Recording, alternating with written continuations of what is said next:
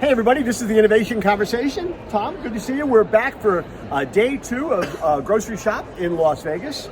I think one of the things that you and I have seen that we're both just blown away by is the Instacart Caper Cart.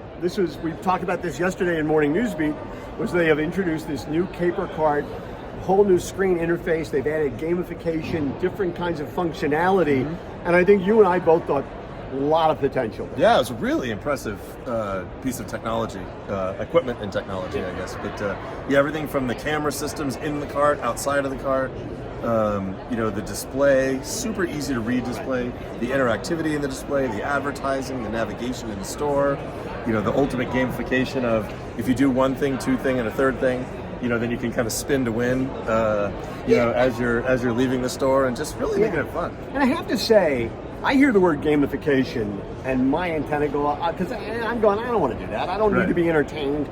I don't need to go games to get me through the store. I thought it was just enough gamification. Yeah. Oh, absolutely. That I could see, okay, I could do that. Yeah. So I was impressed by it. Wasn't overdone. No, it's not like you're walking through the store like in a game. Yeah. There's just a few things that are kind of gamey-like, and it was really cool. And you talk about the cameras, and we've talked a lot about the cameras and those kinds of carts before. One of the things that I really like is they have cameras on the side. On the outside. So as you're going through the aisles, as the customers go through the aisles, they're taking pictures of the shelves to figure out where the out-of-stocks are. Yes. And as I said to them, I think they chuckled was, so you don't need those stupid robots. Yeah. It effectively does the same thing as the robots, right? While customers are shopping. And the customer's doing the work. The customer's doing the work. They're going up and down the aisle all day, many carts. Really, really impressive. And listen, it tracks with what they clearly are trying to do. I mean, they have very successfully gone from being a grocery delivery company to a digital technology company. Yeah, It's a different model. Yeah. And it's interesting because it ends up, obviously, that the battle in a lot of ways is going to be Instacart Amazon, because Amazon's doing a lot of those same things with partners. We'll talk about Amazon in a second. As you walked the floor, other things that you saw that you really were impressed by? Well, I think, we talked yesterday about, kind of AI being part of everything, and I think we saw more of that today. There's a new type of company out there that does kind of digital twin and kind of virtualization. So 345 Global is a company you've heard about or you're hearing about. Another company called Define digital twin. Digital twin, specific. And the other company is called In Context. Okay. Don't want to forget them either. Basically, a digital twin captures a 3D image of the layout of a store, including all the products in the store. Right, and then from that, there's all kinds of things you can do with that. Right, you can do simulations of resets. You can look at what new item cut-ins might look like. You can do consumer research on that. You do store design based on that, and not only do you have the flat planograms all around the store, but you actually then have these 3D images. So if you want to do a display on the floor and you can see the size of the display, you can turn it around.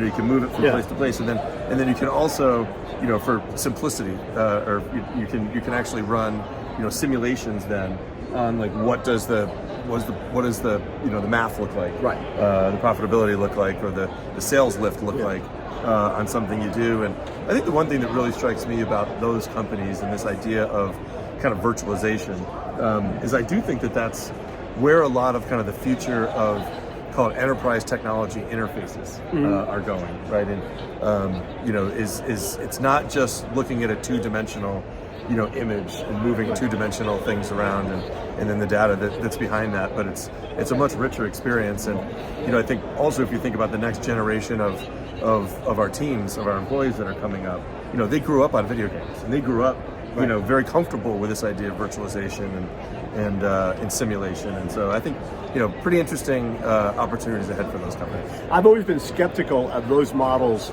of the 3D models, in terms of trying to recreate the shopping experience that way. They both, because to me that doesn't work for me. Now for somebody younger maybe it does, but this seems to make a lot of sense. Yeah, no, I think that makes a lot of sense. I think both companies do have, virtual shopping, as part of their plans and roadmaps. But I do agree the jury's probably still out on that. Yeah. But even if you're just using that for the for the purpose of simulation and modeling and trying things, it's potentially pretty cool.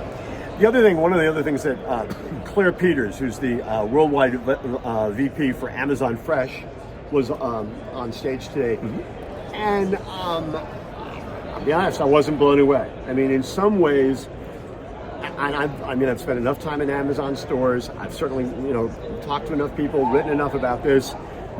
When she talked, and maybe it's just because she's in front of an audience, she seemed disconnected from what I think is the reality of their model, which is they haven't figured it out yet. Yeah. I mean, it's the old Jeff Bezos thing. If we're going to get into the physical store business, we better have something totally unique to bring to the customer experience, or it's not worth getting into it. And I don't think they've cracked that nut. No, I don't think they've cracked the nut. And she did talk a lot about the variety of models that Amazon has. Right. From the website and the .com experience to Subscribe and Save to Whole Foods to Prime over all that to Amazon Fresh to their partnerships with other local grocers, and it is kind of a vast and relatively complex offering, and they are working to try to simplify it for the customer and make it easier for the customer to kind of as they're navigating their weekly needs, right? To be able to easily get it through one of those formats. Clearly, a lot of work to do there. Yeah, I will admit I did have a little bit of that same sense in hearing Claire. And again, I don't know if it was, because being in front of a larger group, right? Or if there's just some kind of not quite fully connected to the customer, the challenges, just something that feels just a little bit kind of removed from. Reality. Actual, I guess reality. Yeah. I mean, I'm being harsh, but when she described all of their different businesses, she was, there are a lot of dots, and I say this as a customer as well as being a semi-educated observer. They're not connecting the dots in the customer's mind. I mean, she laid out this really sort of complicated. This is how I would use Whole Foods on Monday and Subscribe and Save on Thursday and Prime on Wednesday. And it was like she was describing a customer experience that, first of all, didn't seem connected to what most customers I know would behave. Yeah. And Amazon hasn't created any kind of linkage to make. They're working on it, though. You can on the Amazon site, you can access Fresh now. You can access Whole Foods. You can access, based on your geography, the other local partners. But it still does seem. I mean, it seems like it's been making some progress toward that unified experience. Yeah. But it does have a ways to go. And I mean, the way she talked through the week. By the time she got to the weekend, I was exhausted. It's a puzzle. Yeah. And maybe they do have all the pieces, but I don't think they've figured out what the puzzle looks like yet. Yeah, and how to totally unify the experience and make it, make it more, I guess unified for the customer. More complete. Yeah.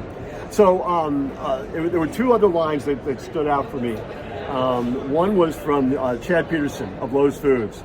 Love Chad. One of the things he said, which I thought was great, was he said, we've been at this whole. So we've been at this for 20 plus years, and yet we're only at the beginning of the digital journey. Yeah. And I think that again speaks to how how still new so much of this is to many retailers. Absolutely. And the other line was, and I can't for the honesty, I forgot to write down who said it, but it was a great line. He said, "I've never seen innovation built on the back of a weak business." Oh, that was Mars. The guy from Mars. Yeah. Right. Yeah, the president of North America for Mars. Right. Yes. And I thought that was a great line because, again, too many companies look at some of these digital solutions and say, okay, that's the way I'm going to build my business. Right. But you got to have the business first. You got to have the business first. You got to have the view to the customer. Right. And that's really what drives it. And I think talking about Lowe's Foods, they're such a customer obsessed retailer. Pretty amazing. Oh yeah. And the fact that they've been in e-com since 1997, he said, literally 17 or 27 years that they've been in it. It's just crazy. Terrific company, great stores. It made me want to go to North Carolina, but I'm going to let them clean up from the hurricane. Yeah. So, anyway, all right. Well, that's day 2. Good to see you, Good to as see you always. too. And we'll see you next time, everybody. Bye, everyone.